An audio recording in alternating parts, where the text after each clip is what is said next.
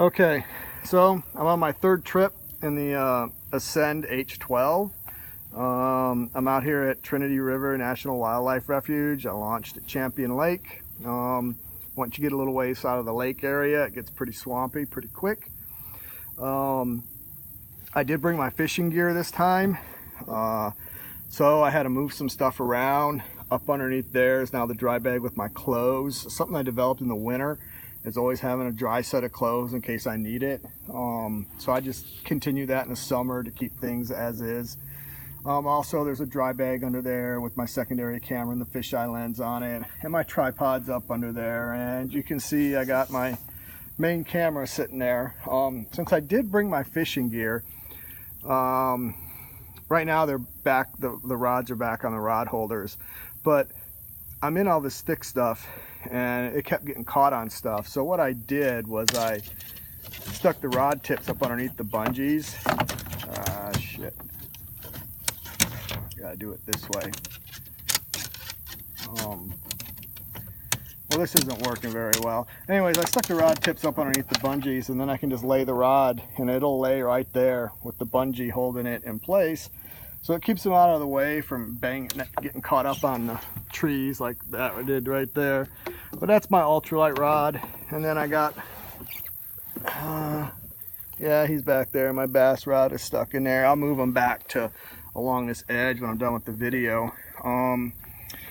I've decided that I really do like having my GPS just stuck down here in this little cup holder. I got it tied off. I got it in this little cup holder down here. And I got it tied off so that in case I drop it. But I can't put it on these rails because I'll just hit it while paddling. And up here on this rail, that's a far reach to even just see, because it is got the little screen. But also if I want to make any changes or mark something, because I mark a lot of stuff that I see or want to come back to, I'd have to reach up here, pull it out of the holder, come back here. And when I pull it out of the holder, now it's not tied off, so I run the risk of dropping it. So this is just actually really convenient, and I really like having it right there. It's working out really well. As you can see, everything's wet. Good thing the camera gear is weather resistant. But here, let me spin around. I had to make some other changes. I got my big cooler back here, so in case I caught fish, I couldn't want to use my little cooler that I take when I'm just out taking pictures. Got my net in case I need it. I like using these duffel bag style tackle boxes when I'm in my kayak, because I don't have to worry about stuff falling out. I can just put it in there. I got the Plano boxes down in there, and then I can just grab it, sling it around. I got it unzipped because I'm not really worried about those falling out. Those are the only thing that are in there. So yeah, I got it sitting back there in case I need anything. That's really just the emergency tackle. I could probably be out here without that. Behind the seat, I got my worms. They sit back here. Yeah, they get wet, but that's okay. And I do have my spare paddle. I don't know why when I was running my Liquid Logic, because it had the internal haul area, I just started carrying a spare paddle. And it just seems like a good idea, so I continued it. I may stop, I'm not sure. And I got a Plano box back here for quick grab. It's got some lures I might want to try. And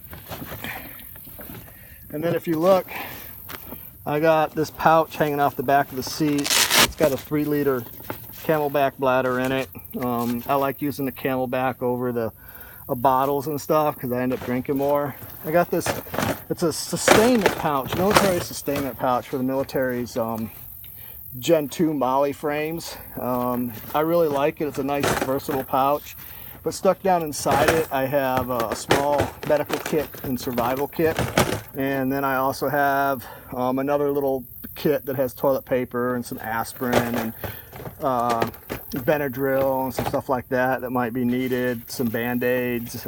Most importantly, it's got the toilet paper, but this just all slides back in there like that, and we're good to go. I have settled on the second spot back, and for those that were wondering, when you're not in the water, this pole, this bar right here sits almost a ½ inch above the bottom of this groove. But when you get on the water and sit in it, it actually sits all the way down into that. And I think the reason that they do that is to keep the frame or the seat from putting all that pressure onto the hull. I know a lot of people do seat mods, but once you do that seat mod, now all the weight is actually on the hull of the kayak, and they've actually designed it for the weight to be on this. Because see, I can't even budge this, and when I'm not sitting on the seat in the water, I can move this back and forth, and it moves back and forth because it's not, the weight's not on it, but now the weight's on it. So that's something to keep in mind for those doing seat mods on this kayak.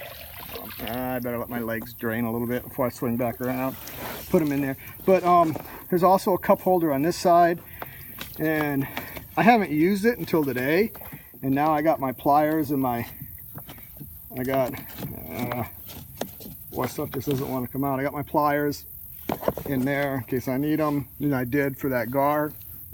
Then I got my little cutters, but they stay down there in a nice little quick and easy place to get to. I guess you're going to notice that I got rope all over the place in this thing. I tie everything off, and for that reason, if you look on the front of the life jacket, I got a knife. The main reason for that is if I turn over and get caught up in all my rope, I can easily cut my way out. But yeah, so far I'm really liking the kayak. It actually handles really well now that I've got things situated and got the weight balance figured out. Weight's a little off now, and the ride's a little off with that big cooler back there. I may move it all the way to the forward position if I'm fishing and I have the big cooler back there, because I got 20 pounds of ice in that thing, and then you start adding fish and it's just going to get a lot. But yeah, I'm really happy with the kayak, and you know, as I said, it's stable. You can rock around in it.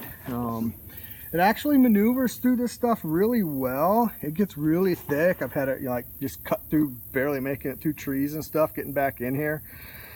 When I get done with this video, I am going to rig up the tripod and secondary camera with the fisheye and shoot some video of me paddling through this stuff. So look for that also. But I'm gonna get off here, get back to paddling. I still got some areas to explore. Every time before I come out here, I get on the Garmin Maps program, and I put in waypoints for places where I want to go or check out while I'm on the water. Kind of helps keep me focused, otherwise I'll get all distracted and end up who the hell knows where. So doing that, having that GPS really helps. Last time I was out here and I was chasing around that damn owl, I got all turned around, and so thankfully I did have the GPS because it let me get back out without much trouble. Usually I don't need it. I keep a pretty good eye of where I'm at, and I know I got a really good sense of direction. But when you start chasing an owl and you're looking up and following through the trees, you're not really paying attention. So but yeah, let me get out of here, get back on the water and see if I can find some stuff, maybe even get a little bit more fishing in before the day's over, maybe catch me some fish to take home and eat. But I'm out. Have a good day.